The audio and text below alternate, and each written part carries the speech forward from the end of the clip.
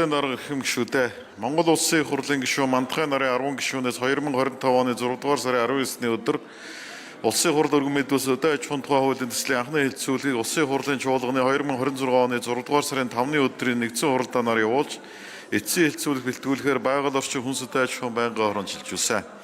Байгаль орчин хүнсэтэй аж ахуйн байнгын хороо 2026 оны 6 дугаар сарын 10-ны өдрийн хуралдаанаараа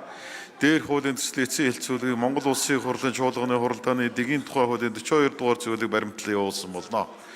Улсын их хурлын чуулганы нэгдсэн хуралдааны анхны хэлэлцүүлгээр олонхын дэмжлэг авсан саналыг төсөлд нэмж тусган төслийн хэл зүйн найруулгад эстрадал зүйл хэсэг заалтын дугаарыг нийцүүлэн өөрчилж эцсийн хэлэлцүүлэгт бэлтгэсэн төсөл болон хуулийн төслийг эцсийн хэлэлцүүлэгт бэлтгэсэн тухай танилцуулгыг та бүхэнд хүргүүлсэн. Улсын их хурлын эрхэм гишүүдээ